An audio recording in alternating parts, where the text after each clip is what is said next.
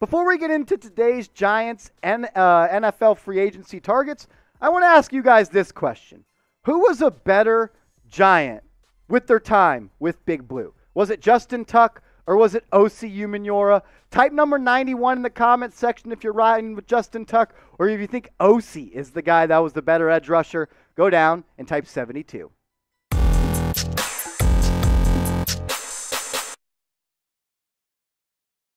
Welcome into New York Giants Now by Chat Sports. I'm your host, Marshall Green, and I want to give a shout out to today's presenting sponsor, Aura, an all-in-one digital safety tool that will help yourself as well as your family members stay protected online, because we do more online than ever, and Aura is going to do more to help you protect yourself online. And they're offering a 14-day free trial for all New York Giants fans. Get started today. Aura.com/chatsports. I'll have the link to that in the comments section and description of this video, and we'll break it down more later in the show. But let's get today's show started as we're going to look at some free agency targets. So I think it's key to bring this up. The Giants currently have about $6.5 million in cap space, but Wan'Dale Robinson, Daniel Bellinger, and Dane Belton are all unsigned, which is going to cost the Giants roughly $815,000. So they would have about $5.8 or $5.7 million in cap space, which is plenty enough money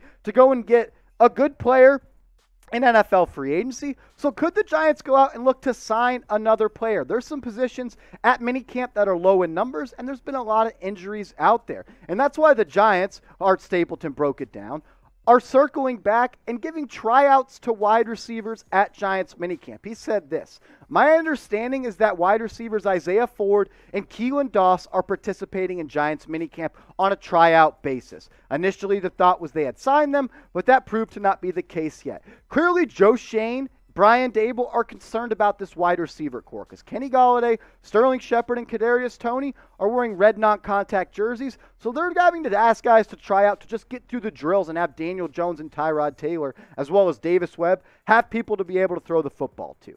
So I'll ask you this question, and I'll give you 4 guys I think the Giants could look at to sign in free agency that would help them. But do the Giants need to sign another player? Are you happy with the way the roster sits right now? Or do you think they need to go out and sign a player to be able to compete in the NFC East this year? Maybe you think the Kayvon Thibodeau and Evan Neal pick have expedited this retool or rebuild job. But sound off for me. Type Y for yes, or you can go down and type N for no. When I thought about this and the fact that the Giants are trying out Keelan Doss and Isaiah Ford, what about bringing in Emmanuel Sanders, a veteran that last year spent time with the Buffalo Bills? So he has a relationship with Joe Shane. He has a relationship with Brian Dable. He has a relationship with the quarterback coach, Shea Tierney. He has a relationship with the offensive line coach, Bobby Johnson. To be honest, I'm concerned about the health of the wide receivers. We have seen time and time again that Daniel Jones has not been surrounded by the most talent, and it's been tough for him, or tougher than it should be, to succeed as the franchise's quarterback.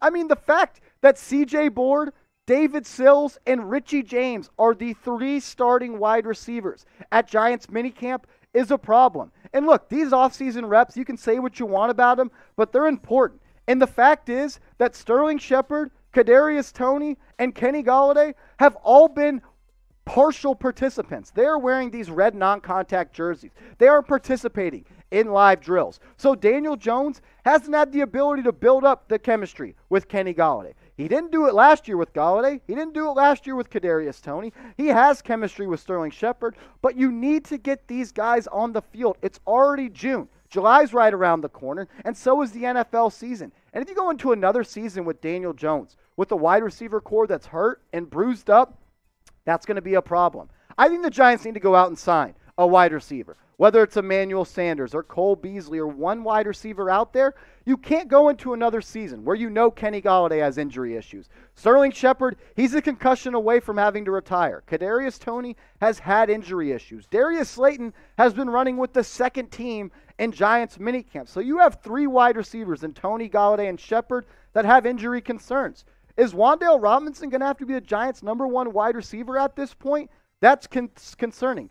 And the thing is, although Emmanuel Sanders is a little bit old and Father Time is tugging on the back of his jersey a little bit, he's still a damn good football player. Last year, 42 receptions, 626 yards, and he is still a burner. He can still run right by you, and that's why he averaged 15 yards per catch last year. And he also had 4 touchdowns. He also knows this system. So this isn't going to be an accusation where the Giants are trying out a guy that has no chemistry or no understanding of the system Brian Daboll wants to implement. He knows the system. He knows the team. He knows the head coach. He knows the guys that are running the show. And I think anytime you can add a veteran that's still productive to a young wide receiver core that has injury issues, why the hell not?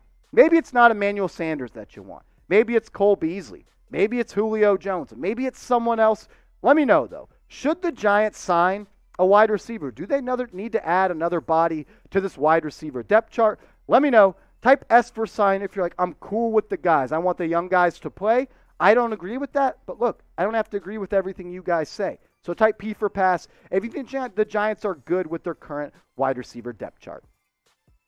Another player that I thought the Giants could look at, and I don't know if the Giants will go out and sign any of these guys, but I think all 4 of them could be able to contribute right away. What about Trey Flowers, the defensive lineman of the Detroit Lions? He's most notably known for playing for the New England Patriots, and the reason I like Flowers the most is he can line up anywhere on the Giants' defensive line. He can line up on the edge. He can line up as the 3 technique or the 5 technique.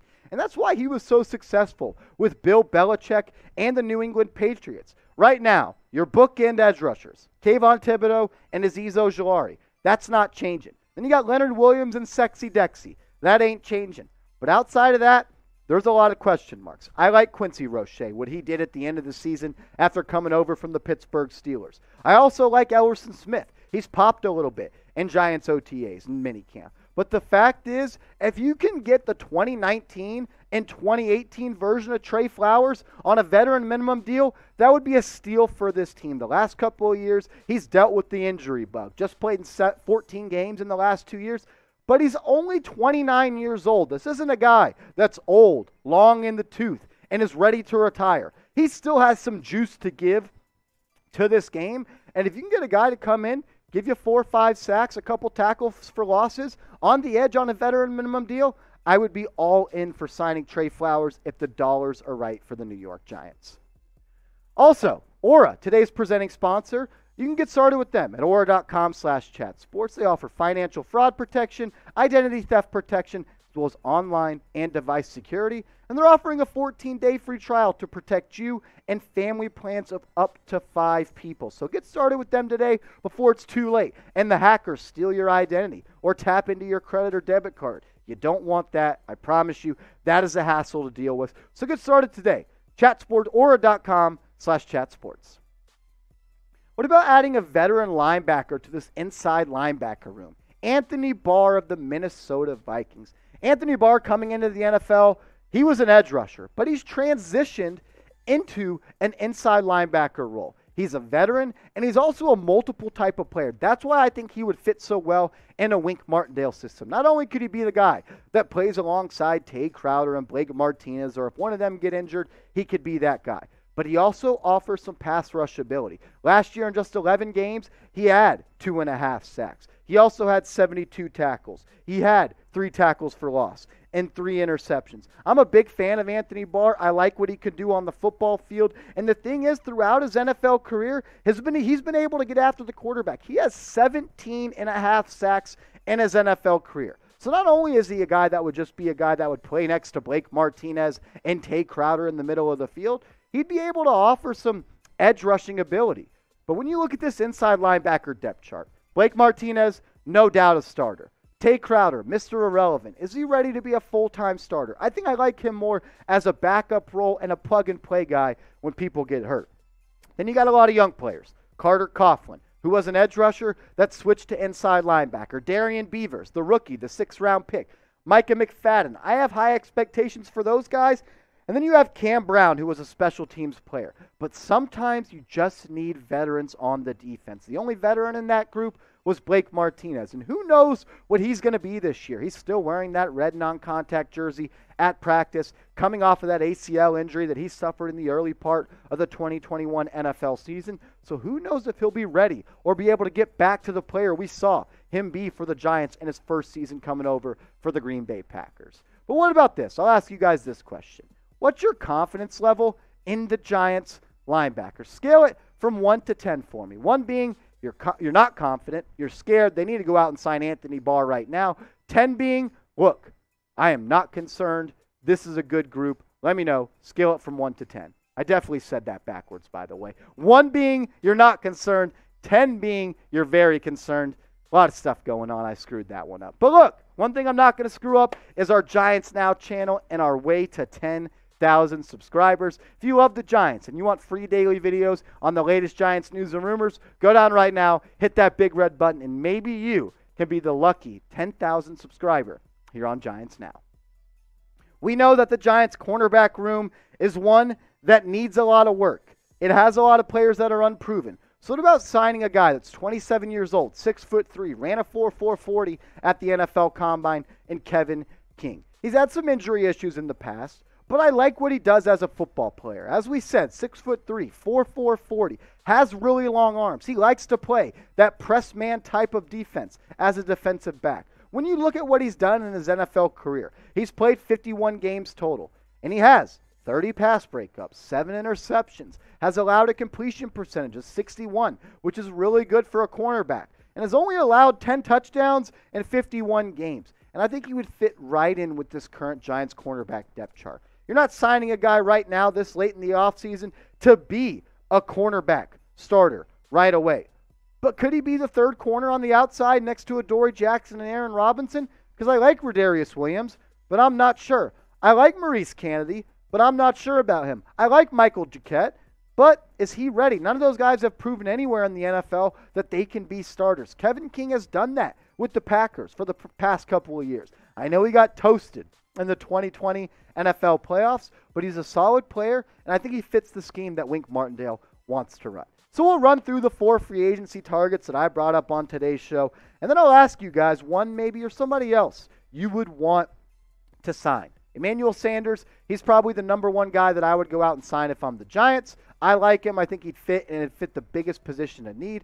Trey Flowers, I think would fit on this defense, as well as Anthony Barr and Kevin King. Any of these guys get signed by the Giants, I'd be happy about it. But we'll end today's segment with this question. Name a player you want the Giants to sign. Doesn't have to be one of the guys that I brought up.